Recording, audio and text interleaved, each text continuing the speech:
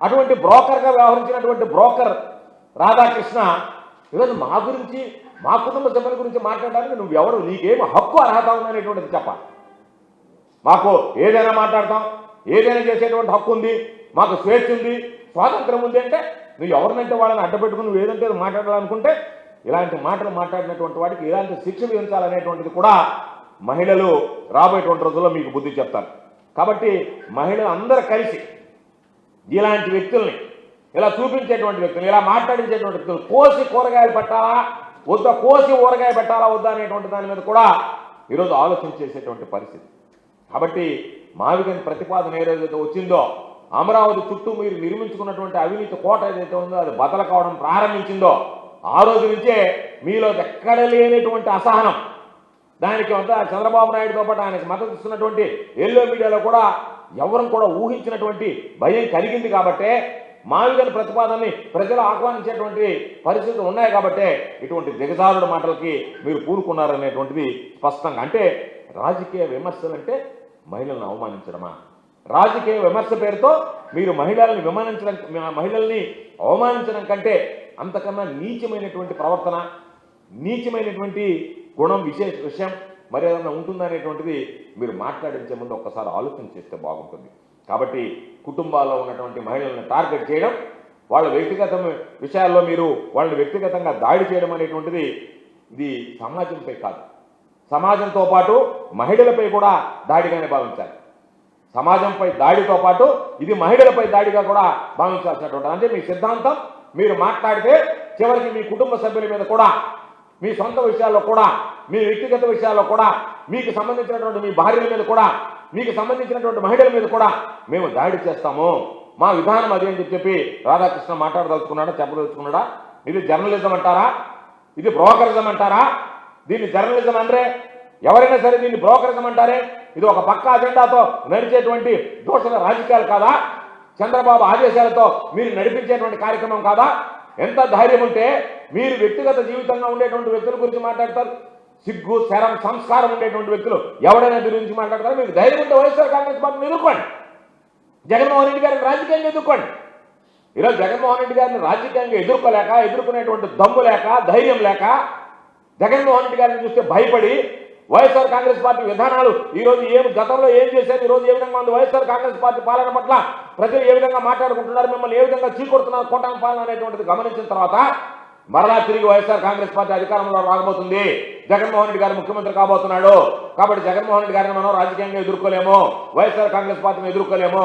కాబట్టి వ్యక్తిగత దాడులకు పూనుకుంటామన్నట్టుగా మీరు ప్రవర్తించడం, మీకు ప్రజా సమస్యల గురించి కానీ, అభివృద్ధిని గురించి కానీ, పరిపాలన గురించి కానీ మాట్లాడేటువంటి పరిస్థితి లేదు, మాట్లాడేటువంటి స్థాయి లేదు. కాబట్టి ఈరోజు ఎంతసేపటికి అమరావతి అవినీతి, మీకున్నటువంటి అవినీతి, దోపిడీ, అరాచకాల నుంచి, అమరావతి దోపిడీ నుంచి దాన్ని డైవర్ట్ చేయడానికి మీరు మా మీద వ్యక్తిగత దోషణలకు దిగితే దాని మీద కాలయాపన చేసి ఏదో ఒక విధంగా దాని మీద మాట్లాడుకుంటూ పోదామని చెప్పని ఒక దుర్మార్గమైనటువంటి ఆలోచన తీసుకున్నటువంటిది. ఏ రోజైతే మావిగన్ అనేటువంటిది ఈరోజు తెర మీదకి వచ్చిందో, అమరావతి చుట్టూ చంద్రబాబు నిర్మించుకున్నటువంటి అవినీతి సామ్రాజ్యం కుప్ప కూలిపోతుంది అని ఏ రోజైతే భయం మొదలైందో, వెంటనే చంద్రబాబు సోషల్ మీడియా, తన సొంత మీడియాతో పాటు ఈ పచ్చ మీడియాను కూడా అలర్ట్ చేయడం, దానిలో భాగంగా వీళ్ళు ఏదో ఒక విధంగా మాట్లాడితే వీళ్ళు వెనక్కి తగ్గుతారులే అని మా మీద వ్యక్తిగత దాడు.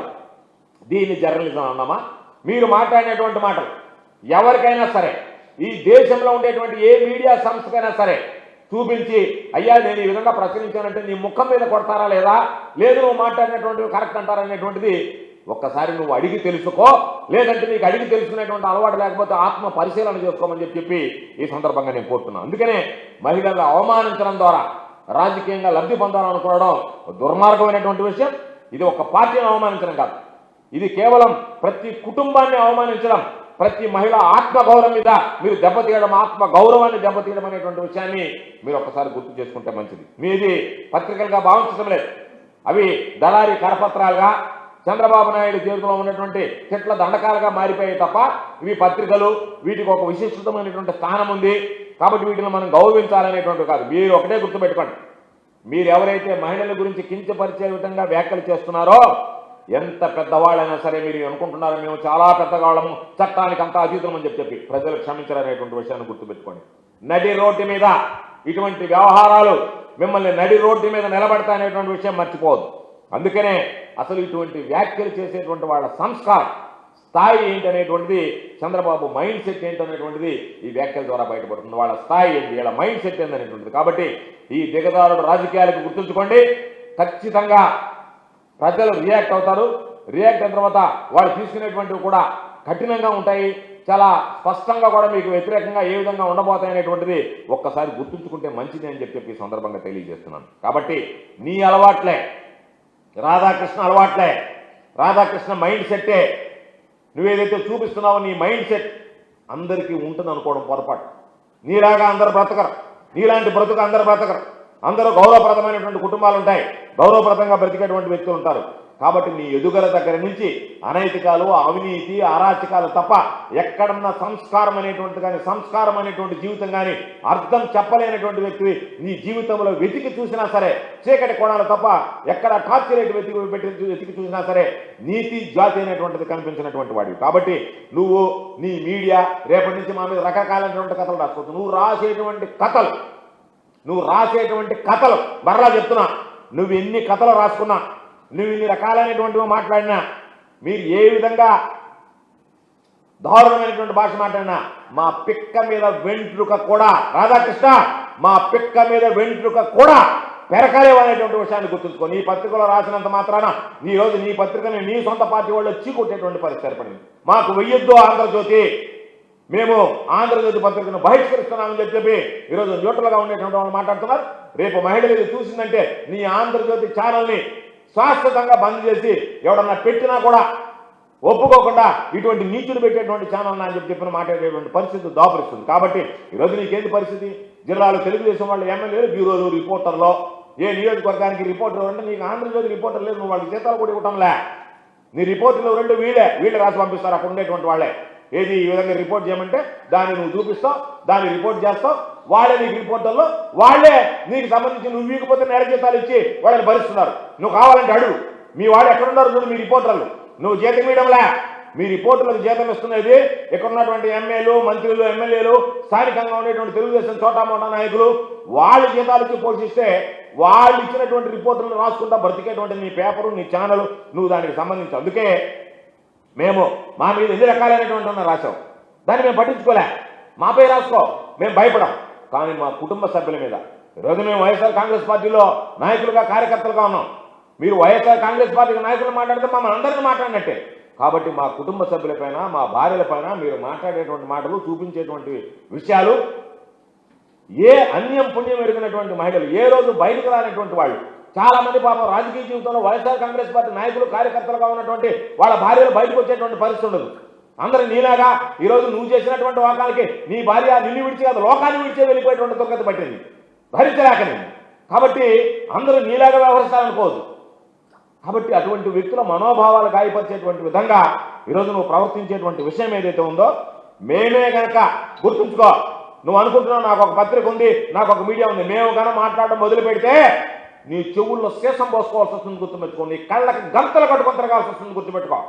నువ్వేమైనా అనుకుంటున్నావా నాది పెద్ద మనగాడ పేపర్ అని చెప్పి ఎక్కడ చెప్తుంటాడు. నేను భయం పడను, భయం నా దగ్గర కూడా రాను. నీకు భయమే ఉంది, నీకు భయమే ఉంది. నీకు సిగ్గు లేదు, ఎగ్గు లేదు, రోషం లేదు, పౌరుషం లేదు, నీతి లేదు, జాతి లేదు, లజ్జ లేదు, మానవ లేదు, అభిమానం లేదు.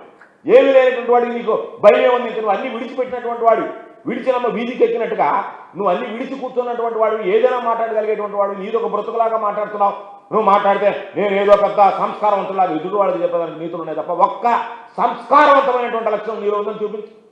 నువ్వేదో కూర్చోవడం, అందరిని ఇంటర్వ్యూలు చేయడం, దాన్ని చూసి జనాలందరూ భ్రమపడడం, వయమ్మ ఇట్లాంటి వాడా అని చెప్పాను. కాబట్టి ఏదో చెప్పాడు వెన్నెముక లేని బ్యాచ్ అని.